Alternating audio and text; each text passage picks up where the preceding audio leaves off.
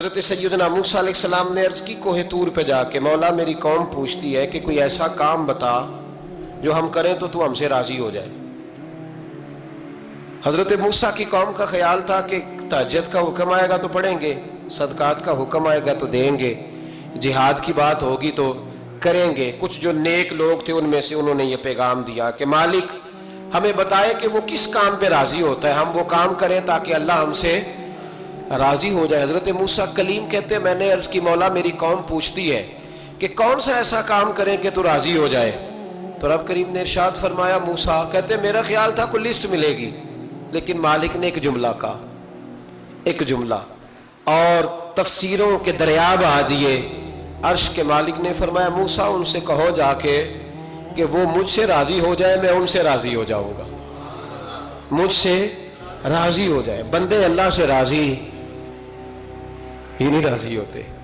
امام غزالی سے کسی نے پوچھا تھا، امام غزالی سے، کہ حضور اللہ کا بندے سے راضی ہونا کمال ہے یا بندے کا اللہ سے راضی ہونا کمال ہے؟ تو امام غزالی مسکرائے، فرمانے لگے رب تو بڑا ہی مہربان ہے، وہ تو بڑی جلدی راضی ہو جاتا ہے۔ وہ تو مسجد میں آ کے توبہ کرے تو اللہ راضی، کسی یتیم کے سر پہ ہاتھ پھیرو تو اللہ راضی، وہ تو کسی اندھے کو رستہ دکھایا تو اللہ راضی ہو گیا، وہ تو طوائف نے کتے کو پانی پلایا تو اللہ۔ امام صاحب فرمانے لگے یہ بندہ ہے جو اللہ سے راضی نہیں ہوتا، جس کے پاس اولاد نہیں وہ کہتا ہے چلو ایک بیٹی مل جائے تو میں راضی ہوں، بیٹی مل گئی تو کہتا اب ایک بیٹا بھی ملے تو پھر راضی ہوں، پھر کہتا ہے یہ دونوں اچھی تعلیم حاصل کر لے تو پھر میں راضی ہوں، پھر کہتا ہے یہ بہت زیادہ پیسے کمائے تو پھر میں راضی ہوں۔ بہرحال راضی ہوتا، لیکن جو راضی ہو جاتا ہے نا، اللہ اکبر، جو اللہ سے راضی سکھی بڑا رہتا ہے، سکون میں بڑا رہتا ہے، مطمئن بڑا رہتا ہے۔ جو سمجھ لیتا ہے نا کہ جو میرے رب نے بہتر سمجھا وہ میرے اللہ نے مجھے، میں کبھی کبھی سوچتا ہوں کہ یار حضرت بلال حبشی نے کوئی عہدہ نہیں مانگا ساری زندگی، انہوں نے نہیں کہا مجھے بھی ایک صوبے کا گورنر بناؤ میری بھی خدمات ہیں، مجھے بھی وزیر خزانہ بناؤ میرا بھی کچھ بنتا ہے۔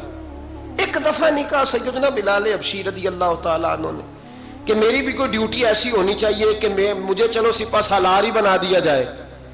ساری زندگی مسجد میں جھاڑو دیا تو اسی پہ راضی رہے، ساری زندگی محبوب کے مہمانوں کا لنگر پکایا تو اسی پہ راضی رہے، ساری زندگی میرے محبوب علیہ السلام کے بچوں کی نوکری کی تو اسی پہ راضی رہے، راضی بالرضا رہے۔ حدیث پاک سنیے، نبی پاک علیہ السلام نے ایک دن صحابہ سے پوچھا کہ تم کیا سمجھتے ہو، اپنے دل کو جب پوچھتے ہو، دل پہ توجہ کرتے ہو تو کیا جانتے ہو؟ تو صحابہ کرنے لگے یا رسول اللہ جب ہم اپنے دل پہ توجہ کرتے ہیں تو ہم سمجھتے ہیں کہ اللہ نے ہمیں ایمان عطا فرمایا ہے۔ تو حضور نے فرمایا تمہارے ایمان کی دلیل کیا ہے؟ ایمان کی کوئی دلیل بھی تو ہوتی ہے نا، ہمارے زمانے میں تو کوئی دلیل نہیں، نماز نہیں پڑھتا پھر بھی میں مسلمان ہوں، روزہ نہیں رکھتا پھر بھی مسلمان، جھوٹ صبح سے شام تک، کہتا خبردار کسی نے مجھے ذرا بھی بات کی سب سے بڑا مسلمان میں ہی ہوں، بددیانتی، دھوکہ، فریب، فرار، لیکن خبردار کسی نے کوئی بات کی سب سے بڑا مفتی میں ہی ہوں۔ جرم سارے پائے جاتے ہیں، دلیل کیا ہے بھائی؟ اگر کسی دیکھیں نا، اگر درخت ہے تو دلیل یہ ہے کہ پھل بھی ہے، شاخیں بھی ہیں، لیکن تو صاحب ایمان ہے تو دلیل کیا ہے؟ تو نبی پاک صلی اللہ علیہ وسلم نے صحابہ سے پوچھا کہ تم ایماندار ہو تو دلیل دو۔ تو بڑے خوبصورت تھے میرے محبوب کے تیار کردہ لوگ، عرض کرنے لگے یا رسول اللہ ایمان کی دلیل یہ ہے کہ اگر اللہ ہمیں نعمت دیتا ہے تو ہم شکر ادا کرتے ہیں، اگر کبھی مصیبت آتی ہے تو ہم صبر کرتے ہیں، اور یا رسول اللہ ہم اپنے رب کے ہر فیصلے پر راضی رہتے ہیں، ہم اپنے اللہ کے ہر فیصلے پر۔ اب حضور نے رزلٹ کا اعلان کیا تو میرے محبوب فرمانے لگے پھر سنو میں گواہی دیتا ہوں واقعی اللہ نے تمہیں دولت ایمان عطا فرمائی ہوئی، پھر واقعی اللہ نے تمہیں دولت ہے، اگر تم اپنے رب پر راضی ہو، اگر تم راضی ہو اس کام پر جس پہ اللہ نے تمہیں رکھا ہوا ہے، اگر تمہیں کسی کو دیکھ کر تکلیف نہیں ہوتی، اگر تم نہ حسد میں جلتے ہو، نہ بغض میں، نہ کینے میں، نہ تکبر میں، نہ احساس کمتری کا شکار ہوتے ہو، اگر تم راضی رہتے ہو کہ میرے مالک نے بہترین زندگی مجھے دی، پھر اس کا مطلب یہ ہے کہ تم صاحب ایمان ہو۔ ہمارے زمانے میں لوگوں کی وہ تکلیفیں، صبر نہیں ہے، سکون نہیں ہے، بے چینی سی ہے، بے قراری سی ہے، معاشرے میں ایک عجیب سی ہلچل ہے. ہر آدمی سمجھتا ہے کہ وہ سامنے والا جو شخص ہے نا وہ بڑا سکھی ہے اور میں بڑی تکلیف میں ہوں. میں رات اپنے پیر بھائیوں کو سمجھا رہا تھا. میں کہہ رہا تھا یاد رکھنا جس آدمی کا عہدہ بڑا ہوتا ہے نا اس کا زخم بھی بڑا گہرا ہوتا ہے. اس کا زخم بھی بڑا. ہاں وہ کسی شاعر نے, شعر اردو کا ہے اور تھوڑا وقی تھا شاعر بھی, تو بات بھی اس کی تھوڑی وقی ہے. چلیں آپ سیانے لوگ ہیں, آپ کی سمجھ میں آ ہی جائے گی. اس نے کہا تھا کہ ہجوم غم میں بھی توہین ضبط غم نہ ہوئی, ہجوم غم میں بھی توہین ضبط غم نہ ہوئی, ہم اس احتیاط سے روئے کہ آنکھ نم نہ ہوئی. لوگوں کو نہیں پتا چلا کہ ہم رو رہے ہیں, ہم نے واہ ویلا کر کے دنیا, ہم اس احتیاط سے روئے کہ ہماری آنکھ نم نہ ہوئی. ہم نے واہ ویلا کر کے نہیں بتایا کہ بڑی دقت میں, ہم نے اپنے آپ کو محفوظ رکھا, ضبط میں رکھا, حوصلے میں رکھا. اللہ کی رضا پہ راضی رہے, اپنے آپ کو اپنے رب کی رضا پر. میرے نبی پاک صلی اللہ تعالی علیہ وسلم نے فرمایا کہ قیامت کے دن میری امت کا ایک گروہ ایسا ہوگا جسے اللہ تبارک و تعالیٰ اس طرح جنت میں پہنچا دے گا جیسے کوئی بندہ اڑ کے جنت میں چلا جاتا ہے. وہ جب جنت میں پہنچیں گے نا تو فرشتے ان سے پوچھیں گے تم نے حساب دیا؟ کہیں گے ہمیں تو پتہ ہی نہیں حساب کیا ہے. پل سے رات سے گزرے, کہیں گے خبر ہی نہیں پل سے رات کہاں ہے. تو یہاں کیسے آ گئے؟ کہیں گے اللہ کے فضل سے, اللہ کے فضل سے. تو کہا بتاؤ تو صحیح تمہاری نیکی کیا تھی؟ تو کہیں گے دو باتیں تھیں. ایک تو ہم اللہ کے حلال کو حلال جانتے تھے, رب کے حرام کو حرام جانتے تھے, اور دوسرا یہ تھا کہ ہم اللہ کے ہر فیصلے پہ راضی رہتے تھے. اللہ کے ہر فیصلے پہ.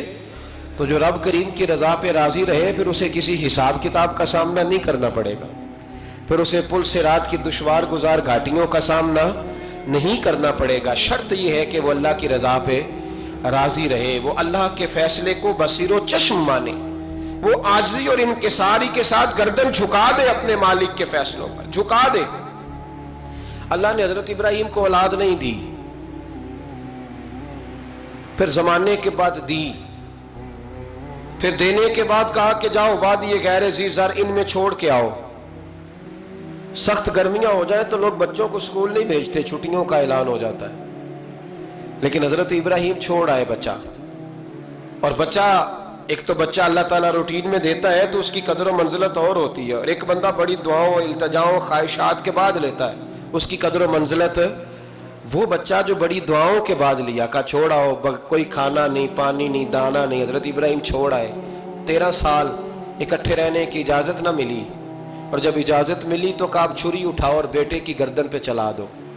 آپ اس کو آسان کام سمجھتے ہیں؟ اتنی تسلیم و رضا, ہر فیصلے پہ راضی ہونا, ہر فیصلے پہ. یہاں ہمارا حال یہ ہے کہ 2 منٹ کے لیے تکلیف آتی ہے تو لوگ واہ ویلا کرتے, شور بچاتے, کفر بولتے.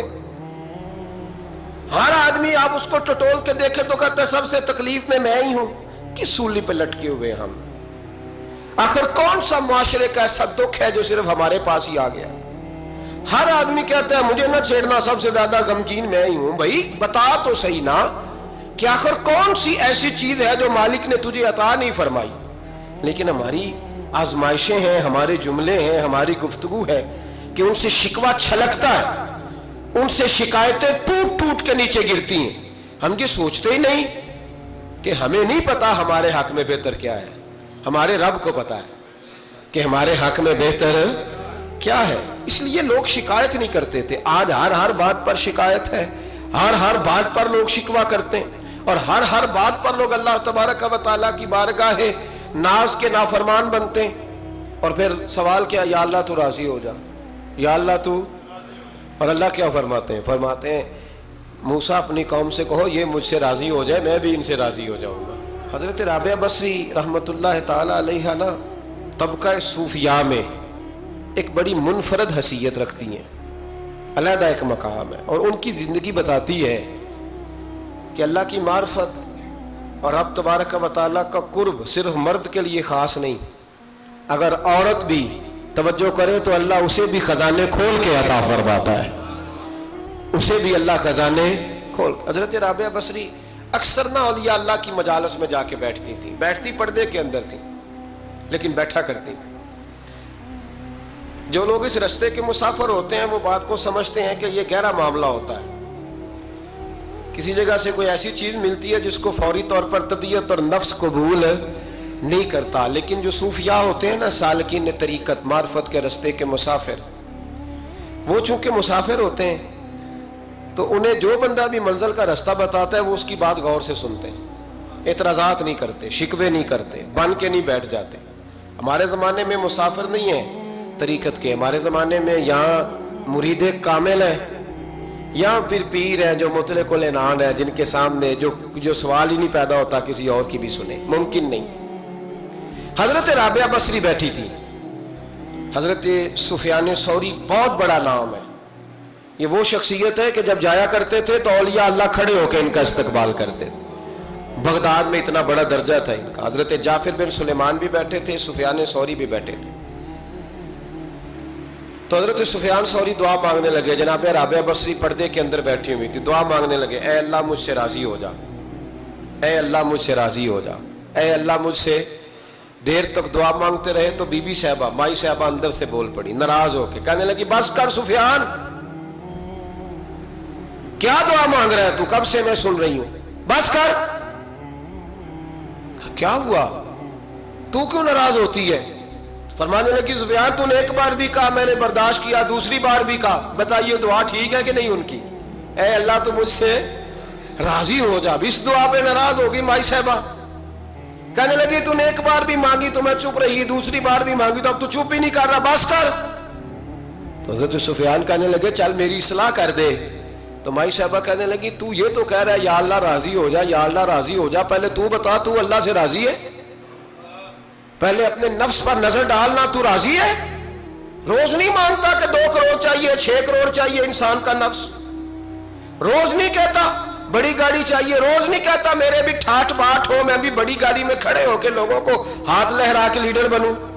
روز نہیں کہتا میرا بھی بڑا نام ہو. پہلے بتا نا تو راضی ہے؟ حضرت سفیان ثوری نے جب بات سنی تو جھگڑا نہیں کیا بلکہ اللہ اکبر کہا، چیخ مار کے رونے لگے. کہنے لگے رابعہ تو سچ کہتی ہے، ابھی تو میں اس منظر تک نہیں پہنچا کہ میں رب سے راضی ہو جاؤں تو میں اسے راضی کرنے چلا ہوں، تو سچ کہتی ہے.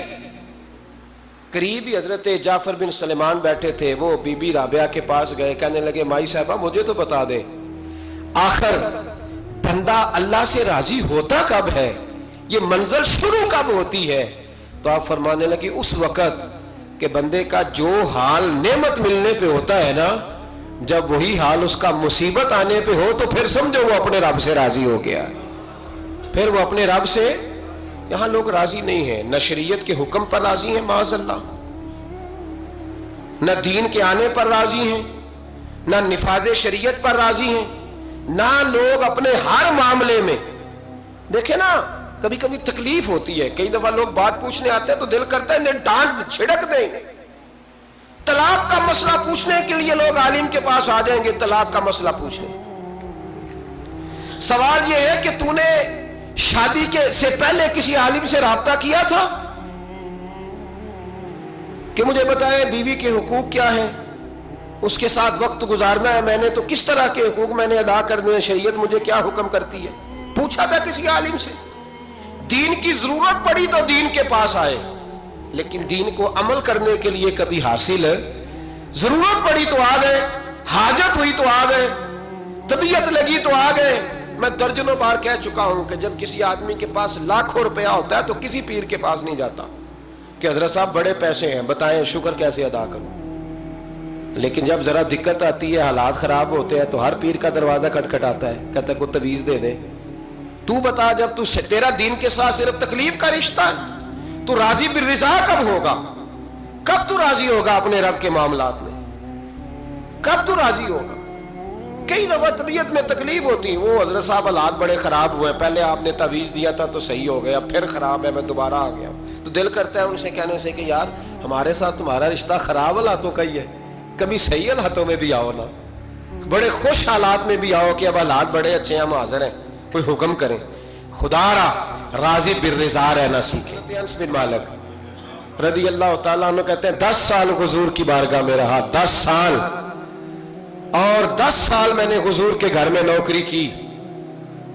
کہتے ہیں نبی پاک نے کبھی مجھے اف تک نہیں کہا. ہمارا اپنا بچہ جو ہوتا ہے نا بیٹا، اور 10 دنوں میں شاید سینکڑوں دفعہ سن لے یہ کیا کیا ہے وہ کیا. کہتے 10 سال حضور نے مجھے، کہتے میں نے ایک دن بڑا نقصان کر دیا، کوئی بڑی چیز مجھ سے ٹوٹ گئی، بڑا نقصان ہو گیا. تو فرماتے ہیں کہ نبی پاک صلی اللہ علیہ وسلم کی ایک زوجہ محترمہ مجھ پر جلال کرنے لگی، اور ان کا جلال بالکل بجا تھا، ان کا غصہ بالکل ٹھیک تھا، اس لیے کہ میں نے واقعی بڑا نقصان کیا تھا. کہتے ہیں وہ جب جلال کرنے لگی نا تو محبوب تشریف لائے. کیا ہوا؟ کہا یا رسول اللہ یہ دیکھیں اس نے کتنی بڑی چیز توڑ دی. تو کہتے ہیں اب میرا خیال تھا کہ یہاں سے بھی مجھے ڈانٹ پڑنی ہے اور پڑنی چاہیے بھی، اس لیے کہ میں نے آج بڑا نقصان کیا ہے. لیکن کہتے ہیں محبوب میرے قریب آئے اور میرے کندھے پہ ہاتھ رکھا. زوجہ جلال میں تھی تو محبوب نے کیا خوبصورت جملہ کہا، ساری سوچ ہی بدل دی. فرمانے لگے اس کو نہ ڈانٹ، اس چیز کا ٹوٹنا میرے رب کی رضا تھی تو چیز ٹوٹ گئی ہے، یہ میرے رب کی رضا تھی تو یہ چیز اب یہ غریب ہے اس کا دل نہ توڑ، وہ ٹوٹ گیا، وہ جو ہونا تھا سو ہو گیا، اب چھوڑ، یہ میرے اللہ کی اس چیز کا اتنی دیر رہنا ہی ہمارے حق میں بہتر تھا، تو ٹوٹ گئی تو ختم. کہتے بڑا جلال تھا محبوب کی زوجہ کو. لیکن انہوں نے جب بات سنی تو پھر مصطفیٰ کریم کا گھرانہ، پھر حضور کی ازواج پاک، مومنوں کی مائیں، کہتے ہیں اسی وقت وہ بیٹھیں اور انہوں نے میری طرف بڑی شفقت کی نظروں سے دیکھا اور ان کے غصے کو میں نے پیار میں بدلتے دیکھا. بھائی یاد رکھو اللہ کی رضا. پھر اس وقت 2-4 لاکھ کے لیے لوگوں کو ہارٹ اٹیک نہیں ہوتا، پھر 20-25 ہزار کے لیے بلڈ پریشر اپ ڈاؤن نہیں ہوتا جب بندہ اللہ کی رضا پہ راضی رہنے لگتا. پھر چھوٹی چھوٹی باتیں اس کے لیے سہانے روح نہیں بنتی، پھر ذرا ذرا سی بات اسے تکلیف نہیں دیتی. جب وہ اللہ تعالیٰ کی رضا پر راضی ہونے کا عادی ہو جاتا ہے تو پھر یہ چیزیں اس کے لیے باعث آزمائش. بنی اسرائیل میں ایک شخص تھا، امام غزالی رحمۃ اللہ علیہ فرماتے ہیں اس کا دل چاہا کہ پتہ تو کروں جنت میں میرا پڑوسی کون ہوگا. تو اس کو خواب میں بتایا گیا کہ فلاں بن فلاں تیرا جنت میں پڑوسی ہے. اب یہ بڑا عابد تھا، زاہد تھا، عبادت گزار تھا، پرہیزگار تھا، بڑا نیک تھا، بڑا پرہیزگار. یہ سفر کر کے اس کے پاس گیا، اس کو جا کے کہنے لگا میں تیرا مہمان نہ بن جاؤں، 2-3 دن کا بن جاؤ. کہتے میں 3 دن اس کے ساتھ رہا، میں اس سے زیادہ نوافل پڑھتا تھا، زیادہ صدقات و خیرات کرتا تھا، زیادہ عبادات کرتا تھا، وہ تو میرے مقابلے میں کچھ بھی نہیں. 3 دن کے بعد میں آنے لگا تو میں نے اس کو کہا یار میں ایک مقصد کے لیے آیا تھا تیرے پاس. اس نے کہا بتائیے. میں نے کہا کہ میرا آنے کا مقصد یہ تھا کہ میں دیکھوں تو کون سی ایسی عبادت کرتا ہے کہ جنت میں تو میرا پڑوسی بنے گا. لیکن تیری عبادات ریاضت میں تکبر نہیں کرتا، لیکن میں نے کوئی خاص چیز دیکھی نہیں، کوئی خاص بات ہے تو مجھے بتا دے. تو بندہ کہنے لگا کوئی خاص بات نہیں، ہاں ایک چھوٹی سی عادت ہے میرے اندر، چھوٹی سی عادت. بڑے لوگ کبھی بھی اپنی باتوں کو بڑا نہیں سمجھتے. کہ ایک چھوٹی سی عادت ہے. کہ وہ کون سی؟ تو وہ کہنے لگا اگر شدید گرمی ہونا تو میں نے اپنے رب سے کبھی سردی نہیں مانگی، اور کبھی برف جمی ہونا گلیوں میں تو میں نے اپنے رب سے کبھی گرمی نہیں مانگی. میں سمجھتا ہوں میرا رب مجھے دیتا ہی وہ ہے جو میرے حق میں بڑا بہتر ہوتا ہے. یہ ایک میری چھوٹی سی عادت ہے کہ کڑاکے کی دھوپ میں میں نے کبھی مالک سے سائے کا سوال نہیں کیا، اور اگر تیز بارش ہو رہی ہو تو میں نے کبھی یہ نہیں کہا کہ بارش نہیں ہونی چاہیے تھی، کیا بنے گا فلاں چیز کا. میں سمجھتا ہوں جو بہتر تھا اللہ نے وہی دے دیا ہے تو میں مطمئن رہتا ہوں. تو عابد وہ نیک آدمی وہ اللہ کے ولی کہنے لگے اسے چھوٹی سی عادت نہ بتا، تیری یہ وہ عادت ہے جس کی وجہ سے رب تجھ سے راضی ہو گیا ہے، اللہ تجھ سے راضی ہے تیری اس عادت کی بنا پر. جب ہمارے مزاج میں یہ چیزیں آ جائیں گی نا کہ جو میرے حق میں بہتر تھا مالک نے مجھے وہ دے دیا ہے، پھر ہم ہر جگہ بیٹھنے کی تمنا نہیں کریں گے، پھر سامنے والے سے ہم حسد نہیں کریں گے، پھر ہم یہ نہیں چاہیں گے کہ اللہ کرے وہ مر جائے اور اس کی ہر چیز مجھے مل جائے. پھر ہمارا مزاج، پھر ہماری طبیعت یہ نہیں رہے. اللہ کی رضا پہ راضی رہیں، مالک کے فیصلوں میں اپنے دل میں کوئی بوجھ محسوس نہ کریں، اپنی زندگی اللہ کے فیصلوں. دیکھیں نا جو ماں باپ اللہ نے بڑے اچھے سمجھے وہ ہمارے لیے پسند کیے، وہ اللہ نے ہمارے لیے جو اس نے ہمارے حق میں بڑے، جو بہن بھائی، اللہ کرے آپ کو سمجھ آئے، جو بہن بھائی اس نے ہمارے حق میں بڑے اچھے سمجھے وہی بہن بھائی اس نے ہمیں عطا کیے. جس بیوی کو اس نے ہمارے گھر کے گلشن میں بہتر سمجھا اس کو لا کے اس نے ہمارے آنگن میں بٹھایا, اور جو اولاد اس نے ہمارے لیے باعث افتخار سمجھی وہ اولاد اس نے ہمیں عطا فرمائی. حضرت نوح علیہ السلام کا بیٹا کافر ہو گیا, پر کسی جگہ انہوں نے شکوہ نہیں کیا کہ مالک یہ کافر کیوں ہوا. اللہ کے قبضے میں ہے نا دل, پھیر سکتا ہے نا, مقلب القلوب ہے. لیکن حضرت نوح نے دعا اللہ کی رضا پر راضی رہے, اپنا مزاج بدلے, تاکہ معاشرے میں یہ جو گھٹن ہے, یہ جو ٹینشن ہے, یہ جو جھگڑا ہے, یہ جو چھینا چھانی ہے, یہ جو ایک دوسرے پر لوگوں کی نظریں ترچھی ہیں, یہ ختم ہو. سمجھیں کہ میرے حق میں جو بہتر تھا مالک نے وہ چیز مجھے عطا کر دی. میں اکثر کہتا ہوں اپنے دوستوں کو, میں کہتا ہوں مجھے ایسے لگتا ہے جو سب سے اچھے ماں باپ تھے وہ اللہ نے مجھے عطا فرمایا, اور جو سب سے بہترین اساتذہ تھے نا ان کا دروازہ اللہ نے مجھے عطا فرمایا.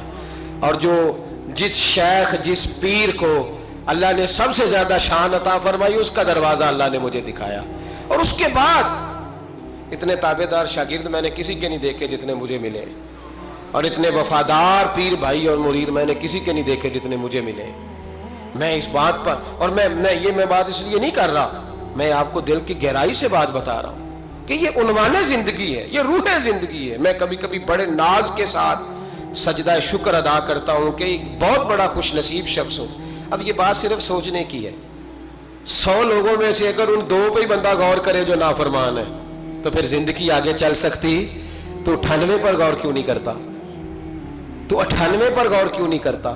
اگر کسی شخص کے ساتھ تیرے 20 سال گزرے اور تو صرف اس ایک دن کو یاد رکھے جس دن میں اس نے تکلیف دی تھی, تو پھر یہ تیری زیادتی ہے. تو باقی ان دنوں کو کیوں نہیں یاد رکھتا جن دنوں میں اس کے تیرے ساتھ محبت والا معاملہ فرمایا, خدمت والا, راضی بالرضا کا مزاج بنائے.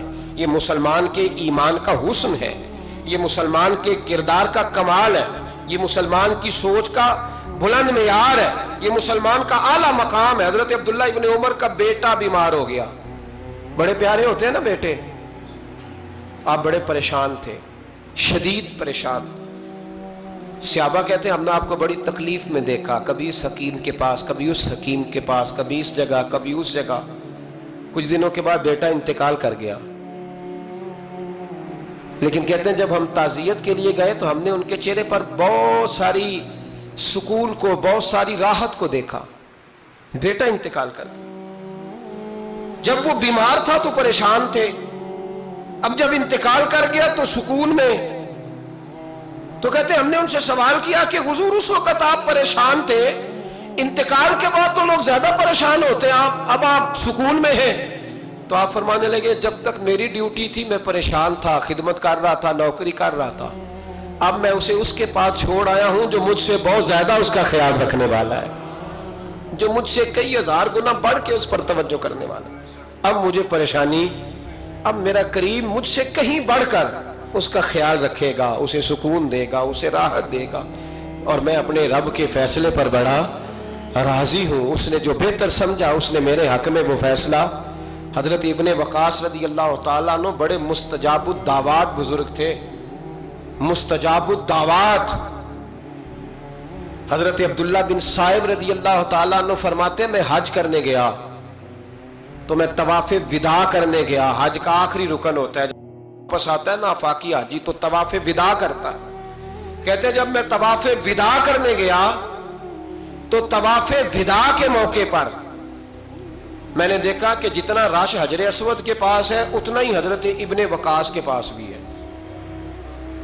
شاید سمجھ نہیں آئی آپ کو میری بات. حجر اسود کے پاس بہت بڑا رش ہوتا ہے, ہر آدمی کی خواہش ہوتی ہے بوسہ لینے کی. تو جتنے لوگ وہاں کھڑے تھے اتنے ہی لوگ حضرت سیدنا ابن وقاص رضی اللہ تعالیٰ عنہ کے پاس بھی کھڑے تھے.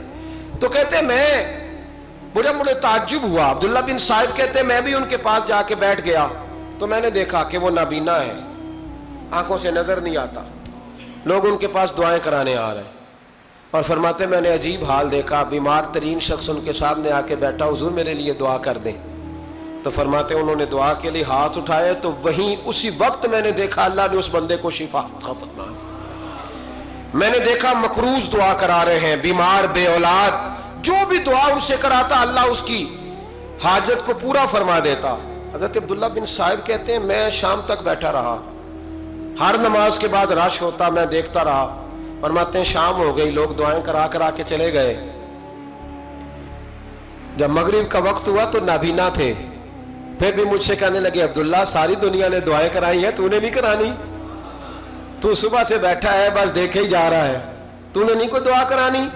تو کہتے ہیں میں نے کہا حضور میں نے دعا نہیں کرانی، ایک سوال پوچھنا ہے۔ تو فرمانے لگے پوچھو۔ تو میں نے کہا حضور سارا زمانہ جو دعا کراتا ہے اور اللہ آپ کی قبول کرتا ہے، تو ایک دعا آپ اپنے لیے بھی کر لیں، اللہ آپ کو آنکھیں عطا فرما دے۔ مالک جو قبول کر رہا ہے تو ایک کر لیں اپنے لیے بھی۔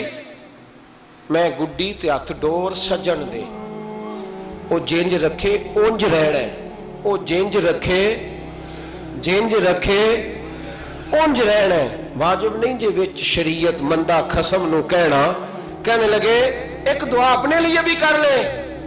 کہتے ہیں جب میں نے یہ کہا تو بن وقاص رو پڑے، اتنا روئے کہ ان کی ہچکی بند گئی۔ کہنے لگے نا، جب تک رب نے چاہا اس نے مجھے آنکھیں دی، اور اب اس نے بہتر سمجھا کہ میری آنکھیں نہ رہیں، تو اس نے جو بہتر سمجھا میرے لیے کر دیا۔ میرا مالک میرے حال سے آگاہ ہے، اور میرے مالک کی حکمت ہے، اس نے مجھے جس حال میں رکھا ہے، اور فرمایا اگر اس نے مجھے اس حال میں رکھا ہے تو میں بھی اس حال پہ بڑا ہی راضی ہوں۔ میں اپنے مالک کے دیے ہوئے اس حال پر بڑا۔ مسلمان یہ سمجھ لے، اس پیغام کو پلے کے ساتھ باندھ لے۔ اگر اس نے جلد بازی دکھانی ہے، اگر اس نے بے راہ روی کرنی ہے، اگر اس نے اللہ تبارک و تعالیٰ کے فیصلوں میں مداخلت کرنی ہے، پھر یہ تو ممکن ہی نہیں۔ یہ ہو سکتا اس لیے کہ اس کی لگامیں کسی اور کے پاس ہیں، اس کے فیصلوں کا اختیار کسی اور کے پاس ہے۔ اپنے آپ کو اپنے مالک رضی اللہ عنہم ورضوا عنہ ذالک الفوز العظیم، اللہ فرماتا ہے میں ان سے راضی ہوں، وہ مجھ سے راضی ہیں، اور یہ بہت بڑی کامیابی۔ اپنی زندگی میں اللہ کے فیصلوں پر راضی ہونا سیکھیں، راضی ہونا سیکھیں۔ رب کریم کے فیصلوں پہ راضی ہونے کی عادت بنے گی تو ایمان مضبوط ہوگا، توکل مضبوط ہوگا، اللہ تبارک و تعالیٰ کی ذات پر بھروسہ مضبوط ہوگا، حضور کی غلامی میں پختگی آئے گی، شب و روز سکون کے ساتھ گزریں گے، زندگی اطمینان والی ہو جائے گی۔ بہت سارے لوگ ایسے ہوں گے جو آپ کو رشک کی نظر سے دیکھیں گے۔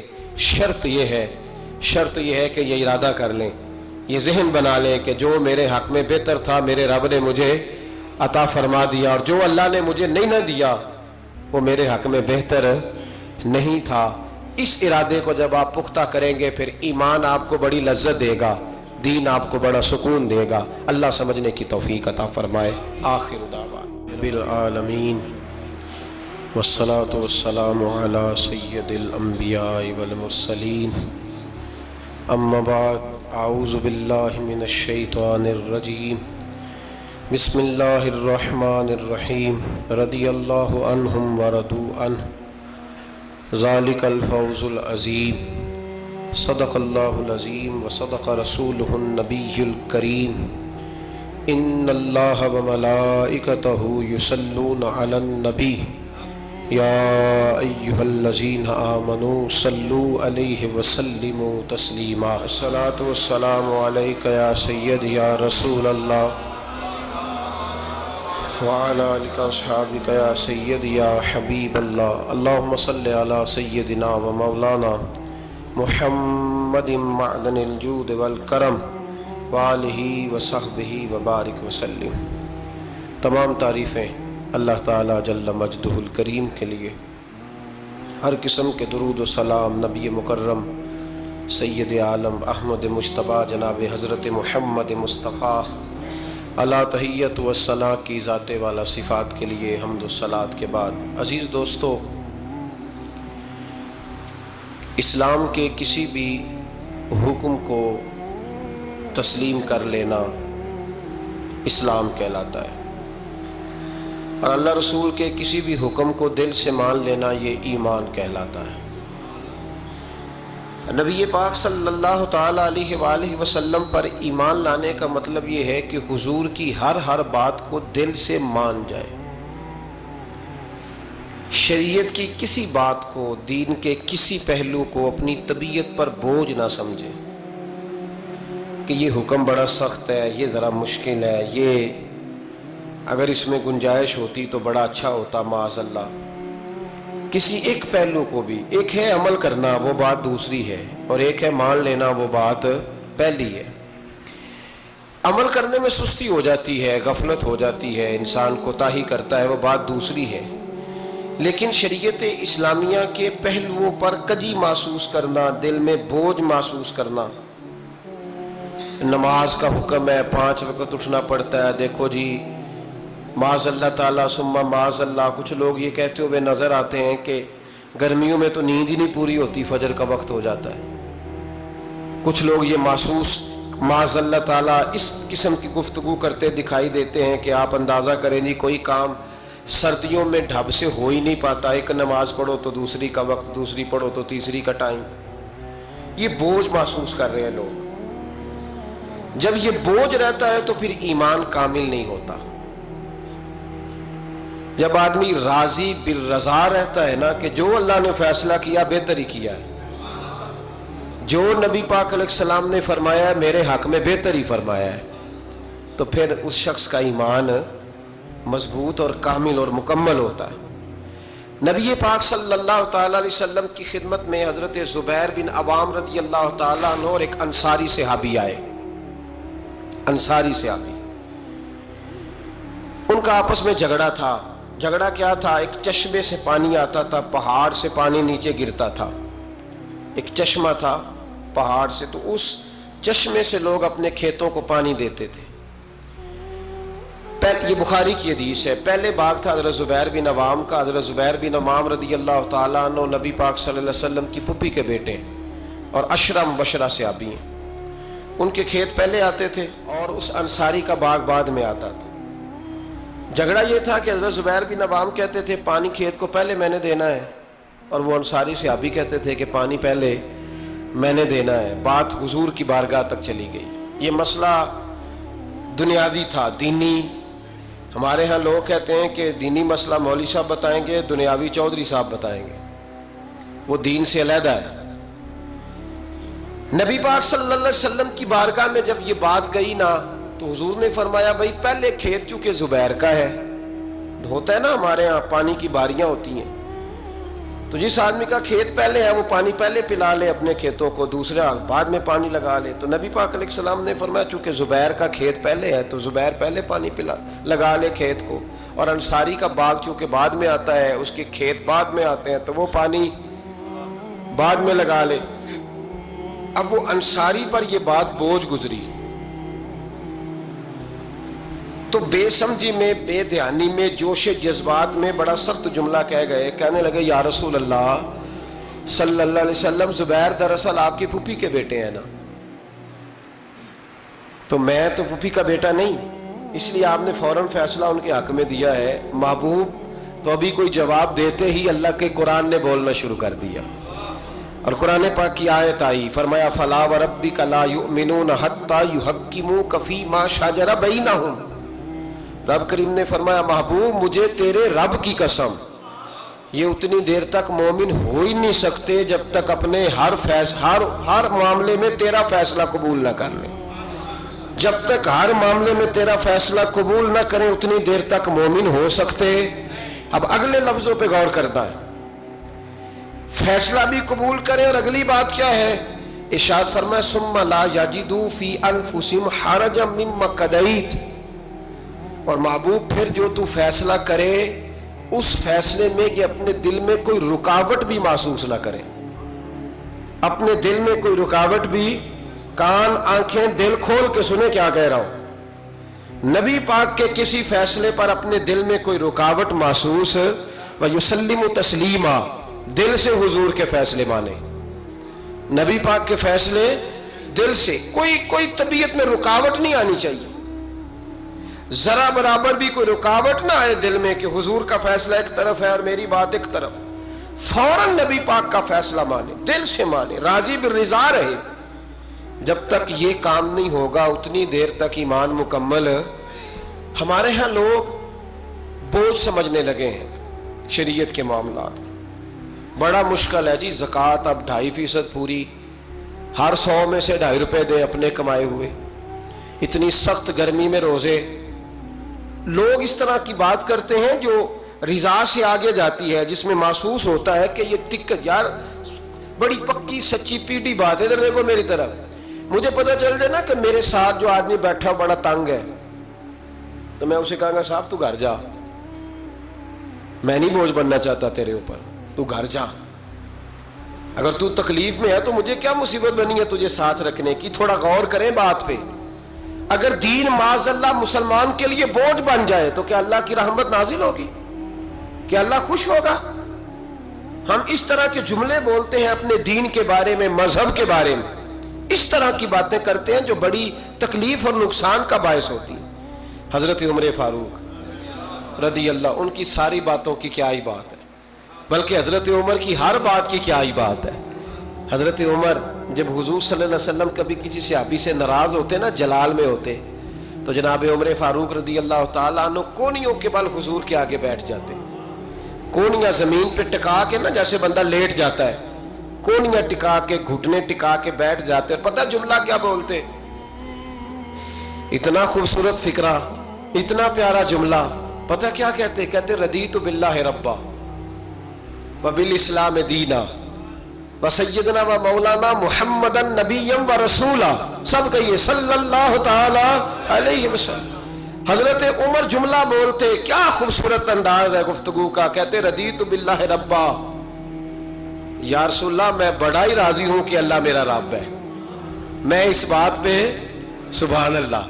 دیکھیے فکرے پہ غور. رضیت باللہ ربا, حضور اللہ کے رب ہونے پہ میں بڑا ہی راضی ہوں کہ اللہ ہمارا رب ہے, اور میں بڑا ہی راضی ہوں کہ اسلام ہمارا دین ہے. وسیدنا و مولانا محمدا نبیا و رسولا, اور یا رسول اللہ میں اس بات پر بڑا ہی راضی ہوں کہ اللہ نے آپ کو ہمارا نبی اور رسول بنایا ہے. رضیت باللہ ربا وبالاسلام دینا.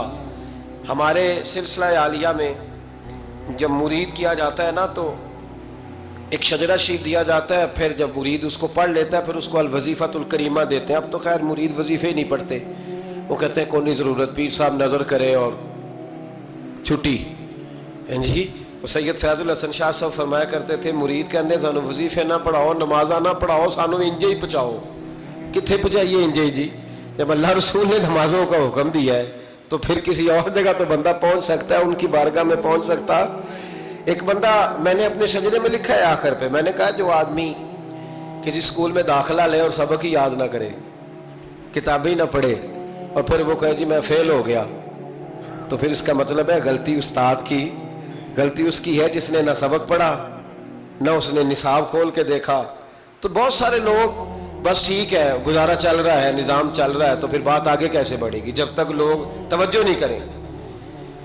تو جب انسان سمجھ لیتا ہے, اپنے ماحول کو سمجھتا ہے, وہ راضی رہتا ہے کہ مجھے بڑا سکون ہے جی نماز میں, مجھے تلاوت قرآن میں.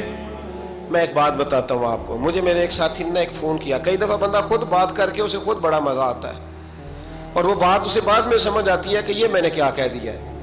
مجھے ایک سنگی نے فون کیا, کہنے لگا گرمی بڑی سخت ہے, سیر کرنے نہ چلے 2-4 دنوں کے لیے, ٹھنڈی جگہ چلتے ہیں 2-4 دن کے لیے. تو میں نے کہا یار اللہ نے ڈیوٹی ایسی لگا دی ہے کہ سارا سال ہی سیر ہوتی رہتی ہے, تو میں رہتا ہی سیر پہ ہوں, تو میں تیرے ساتھ کیوں جاؤں. کہنے لگا یار بندہ ایک طرح کا کام کر کر کے نا اکتا جاتا ہے, روز ڈیوٹی, روز نوکری. یہ ذرا غور سے بات سنیے گا, وہی روز سارے معاملات افسر وہی, تو بندہ اکتا بھی تو جاتا ہے نا. تو میرا خیال ہے 2-4 دن نا ذرا سائڈ پہ جاؤ, تو بھی تو نکلنا, کٹھے چلتے ہیں. پرانی دوستی تھی. تو میں نے اس کو کہا یار تو اکتایا ہے, لیکن تیرے سوال کے جواب میں کہتا ہوں الحمدللہ میں اپنے کام سے کبھی نہیں اکتایا. میں اپنے کام سے کبھی اکتایا, نہ مدرسے کے طالب علموں کی باتیں سن کے, نہ ان کو اسباق دے کے, نہ کبھی کتاب پڑھ کے, نہ کبھی حدیث دیکھ کے, نہ کبھی جمعہ پڑھا کے, نہ کبھی تقریر کر کے, نہ روز مسئلہ بتا کے. دیکھیں نا بندہ تھک بھی تو جاتا ہے نا, ایک ہی بات ہر بندہ سوال پوچھ رہا ہے اس طرح کے. میں جب اکتایا ہی نہیں, جب مجھے کبھی اکتاہٹ ہوئی نہیں, تو میں اپنا کام چھوڑ کے کیوں جاؤں. بلکہ جتنا اللہ کام لیتا جاتا ہے مجھے تو مزہ آتا جاتا ہے. جب کام کا یہ ذائقہ بنتا ہے نا، یہ والا جب سرور بنتا ہے، جب کام انسان کا شوق بن جاتا ہے، پھر اسے اکتاہٹ محسوس، اسے پھر تکلیف۔ سید ابو البرکات شاہ صاحب تھے لاہور میں، اعلیٰ حضرت کے خلیفہ،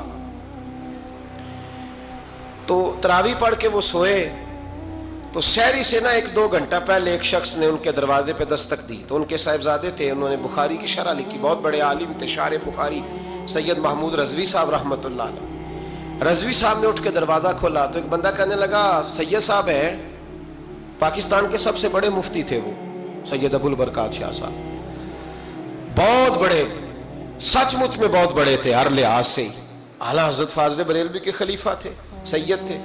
وہ کہا سید صاحب ہیں، تو رضوی صاحب کہنے لگے کیا کام ہے؟ کہنے لگا جی کام تو مجھے انہی سے ہے، انہی کو بتاؤں گا۔ فرمانے لگے چلیں ٹھیک ہے، اب 1-2 گھنٹہ آرام کرو، رہ گیا ان کو آرام کر لینے دو، ابھی سحری کا وقت ہوگا تو وہ اٹھ جائیں گے، تو تم کام کر لینا۔ کہنے لگا یار ابھی مل جاتے تو چلو ٹھیک تھا۔ اتنی دیر میں سید صاحب کی آنکھ کھل گئی، سن لیا کہ مجھے بلا رہا ہے، قریب ہی آپ سوئے ہوئے تھے، اٹھ کے تشریف لائے۔ فرمایا ہاں بیٹا بتاؤ کیسے آئے؟ کہنے لگا حضور ایک مسئلہ پوچھنا تھا۔ فرمایا پوچھو۔ کہنے لگا جی مسئلہ یہ پوچھنا تھا کہ جس بندے نے عشاء کے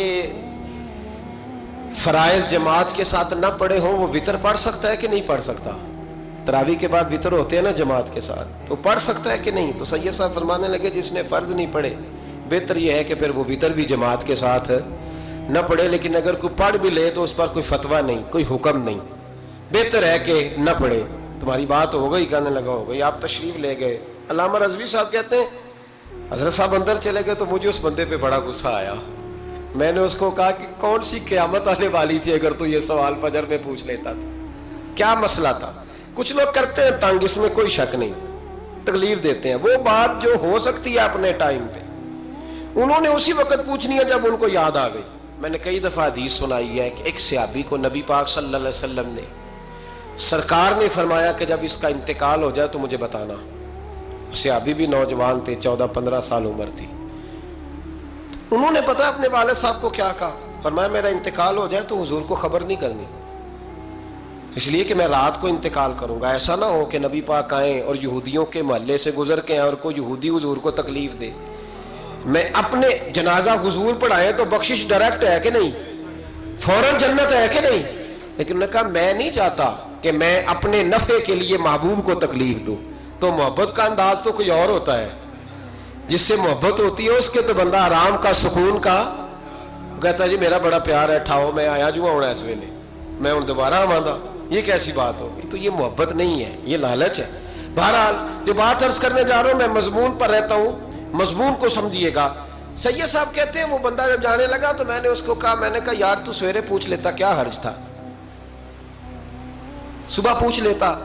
حضرت صاحب بوڑھے آدمی، آدھی رات کو تکلیف دی، ابھی 2 گھنٹے میں سحری ہونے والی تھی، تو کہتے ہیں وہ چلا گیا تو سید صاحب نے مجھے بلایا، کہنے لگے محمود مسئلہ میں نے بتایا، تمہیں کیا تکلیف ہے؟ اور پھر فرمانے لگے میرا دین میرا مشن ہے، میرا دین میرا مشن ہے، شکر کرو کسی نے بات پوچھی تو ہے نا، اور اگر کوئی میرے دین کے معاملے میں کوئی بات کرنے آتا ہے تو میں اس سے اکتاتا نہیں ہوں۔ تو جب انسان راضی بالرضا رہنے لگتا ہے نا، پھر وہ ہر روز نماز پڑھ کے تکلیف نہیں اسے ہوتی، پھر روز درود شریف پڑھ کے وہ یہ نہیں کہتا کہ چلو 2-4 چھٹیاں بھی کر دو، پھر روزانہ تلاوت کر کے اسے کہیں دقت محسوس نہیں ہوتی، چونکہ اب وہ چاہتا ہے کہ جس حال میں میرا رب رسول مجھے رکھیں گے، جو حکم دیں گے، میں نے اس سے کوئی تنگی محسوس نہیں کرنی، میں نے اس کے مطابق چلنا۔ اور قرآن مجید نے ایک نیا انداز اختیار کیا سورہ مائدہ کے اندر، اس کی آیت نمبر 119 ہے۔ اللہ کریم نے فرمایا رضی اللہ عنہم ورضوا عنہ، صحابہ کی بات ہو رہی ہے، فرمایا وہ اللہ سے راضی ہے اور اللہ ان سے راضی ہے۔